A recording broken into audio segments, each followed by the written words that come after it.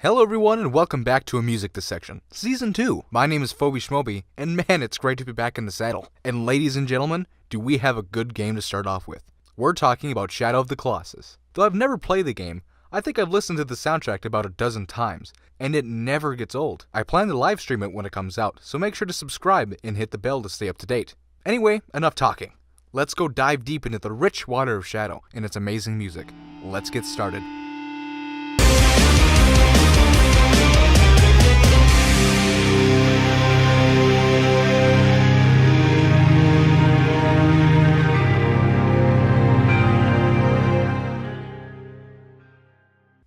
Shadow of the Colossus was made by Team Ico, which is a part of Japan Studios. Team Ico is also known for their work on Ico, of course, and The Last Guardian. The game designer of Shadow was Fumito Ueda, and was the head of Team Ico. Shadow was published by Sony Computer Entertainment, and was released on the PlayStation 2 console. It was let loose to the public on October 18, 2005 in North America. It's amazing to think that this game was released more than 12 years ago. For a 2005 game, Shadow was pretty good graphically. It was the frame rate that killed some of the immersion. This was due to the high renderings of the colossi and environments. But it wasn't just the graphics that made people love the game. It was also the minimalist storytelling and amazing music that touched people's hearts. I'm not going to get into the story for spoilers' sake, but I've heard there's a lot of mysterious unanswered questions in the Colossi universe. The music of Shadow was written by Kow Otani. He was born in Tokyo, Japan, and after university, became a founding member of Yuji Saito's music production back in November 1986. Otani went on to compose music for anime, his first being City Hunter, which earned him recognition in the industry.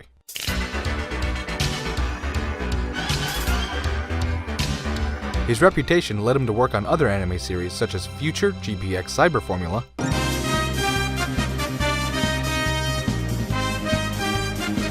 Mobile Suit, Gundam Wing,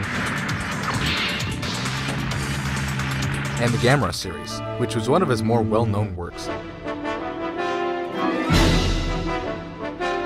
He also wrote many compositions for other shows as well, such as Spy Games,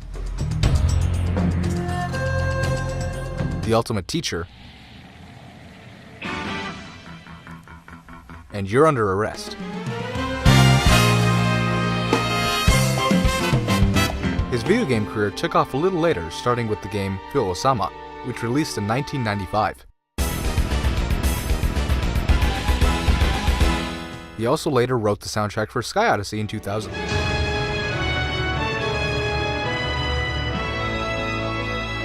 Then, in 2005, he wrote the Shadow of the Colossus soundtrack, which is by far his most famous video game music work. The soundtrack is a very extensive one, though not the longest soundtrack I've listened to. It makes up for it with its amazing dynamics and wonderful writing. The songs themselves range from 7 minutes to a mere 30 seconds. The music only plays during cutscenes and Colossus encounters, and that's mainly the reason why some songs are so short. Shadow reserves its music for the game's epic events, and aid in making the game an atmosphere of solitude. The soundtrack of Shadow was released only in Japan on December 7th, named Roar of the Earth. It was awarded Soundtrack of the Year by the video game magazine Electronic Gaming Monthly. As far as music theory goes, Otani used 4/4 time for all of the battles. 4/4 is really easy to work with, especially for his style of music. He really likes having deep whole notes lurking in the background, while either high 8th or 16th notes take the foreground.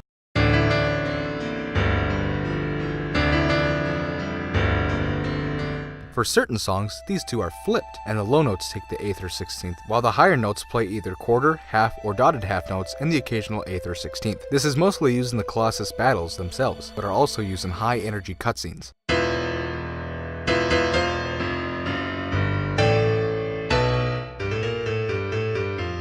Obviously, the calm pieces are going to be a lot more toned down with a slower BPM, and with more half and whole notes appearing. The thing that sticks out from these slower calm songs are the complex layering of notes and dynamic ranges. These are used to convey a new color of sound in each chord, and keeps the music from becoming too boring. Otani really worked to find nice, rich tones that are not distracting from the game, but work with it to create something altogether. Though many new video game music composers strive for this kind of blending, many are left scratching their heads trying to make it all work. In the end, many find their way just like Otani, and build their own story in sound.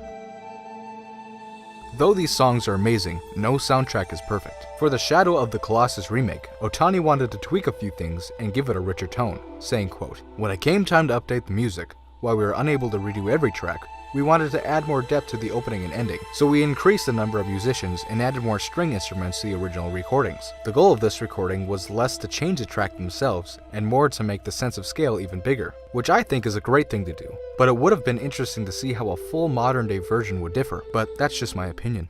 Music is truly something special. The rich sense of magic and wonder in the atmosphere sets a mood I think a lot of people enjoy. Otani is not only a brilliant piano player and a wonderful composer, he is also an amazing converter, causing the visual world to seep into the audio world, and vice versa. I say this because of the way he takes in visual information and converts it into music that takes our breath away. Again, I haven't played the game yet, but the soundtrack is great. I often listen to Otani's work when I'm stressed, and it's amazing how much it can really numb those feelings with his peaceful, serene pieces of music. Before I go, here's a little interview with Otani talking about the style of the soundtrack. I think this is a great thing to show because it's not just me talking about his work, it's actually him that can tell you what he's done. Also, he talks about a very cool instrument called a bouzouki, which I'll let him explain. Anyway, enjoy.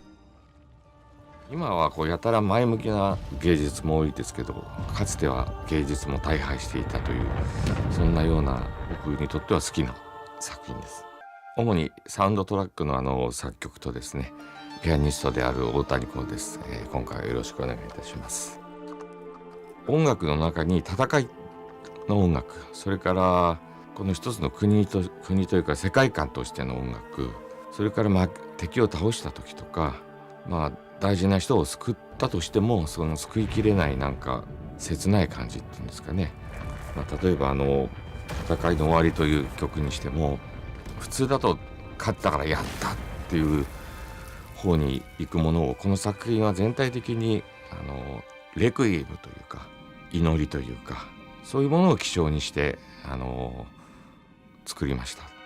ディレクターの上田さんからの話で、その無国籍感、エスニック感とかそういうものをオーケストラに混ぜたいということで、一番大事に使ったのが、ブズーキという楽器ですね。これはギターよりも古い楽器で、いろんな国で作られて発達したと思います。アジアでもなくヨーロッパでもなく中東でも作られた楽器ですし、その楽器を、一番よく使ったのが確か最果ての地という曲ですけども。Thanks for watching. It's really great to be back, and honestly, I really miss doing this. I think this little community of video game music lovers is one of the best on YouTube nowadays. A special thanks to the person that recommended this music dissection, and of course, to amazing people like you. If you enjoyed the video, leave a like, comment, and subscribe for more music dissections and more music-related content. Sharing is caring here on YouTube, and if you think this channel is underrated or just think the video is cool, it would help me out so much if you could share it with some friends. Thank you. Also, like I said in the beginning of the video, I will be live streaming the new remake, so feel free to stop by and say hello. I'm open to any questions, comments, or criticism about the music dissection, so please, don't be shy. This is how I grow to make the best content I can possibly make. Again, thanks for watching. I'll see you guys in the next dissection. Phoebe, out. To style.